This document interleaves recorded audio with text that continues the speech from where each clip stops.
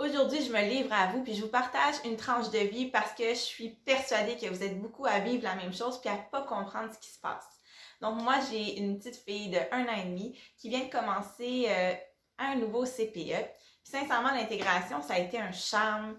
Mais une fois qu'on met le pied dans la maison, c'est là que ça se gâte. Dès qu'on met le pied dans la maison, il y a une première crise qui éclate, mais là, c'est parce qu'il y en a une deuxième, puis une troisième, puis même des fois une quatrième.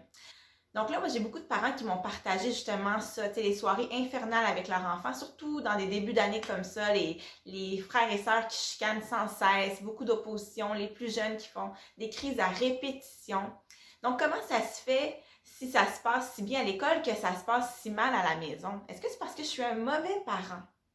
Assurément pas. C'est pas là que se trouve la réponse.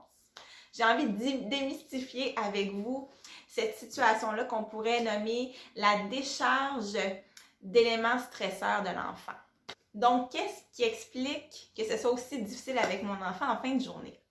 Les deux éléments les plus stresseurs pour l'humain, c'est le changement et la nouveauté. Donc, on s'entend qu'en début d'année, notre enfant est en plein dans cette zone de stress-là. Il doit s'adapter à un nouveau groupe, une nouvelle prof, des fois une nouvelle école, il y a des déménagements, il y a toutes sortes d'éléments nouveaux. Donc, mon enfant, tout au long de la journée, c'est comme une éponge qui absorbe une panoplie d'émotions, d'apprentissages, d'informations. Son cerveau est sollicité, mais extrêmement sollicité. Donc, lui, il doit s'adapter à une nouvelle routine de classe, à des nouvelles règles. Il doit apprendre à socialiser avec des nouvelles personnes. Souvent, il veut plaire à son enseignant aussi. Donc, ça lui en fait beaucoup, mine de rien. On pourrait dire en d'autres mots que mon enfant, c'est comme une bouteille de boisson gazeuse.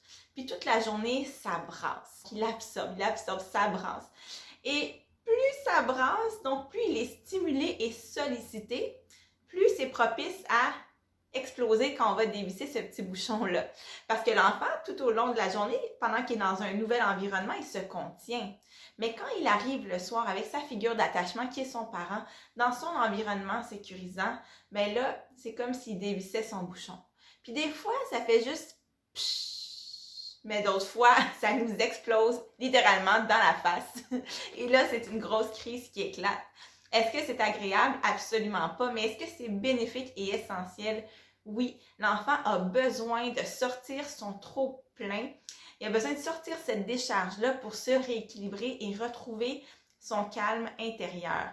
Donc, c'est malheureusement pour nous essentiel. Juste le fait, comme parent, d'être conscient que ces crises-là sont normales, que c'est une décharge d'un trop-plein, ben ça va nous aider à rester plus zen quand la crise va éclater. Donc, quand j'ai juste un enfant, ben c'est un peu moins compliqué. Tout ce que j'ai à faire, c'est d'attendre que ça passe tout en étant présent à lui pour qu'il ressente qu'il n'est pas seul avec son émotion. Donc, être présent à l'autre, c'est surtout, d'abord et avant tout, être calme.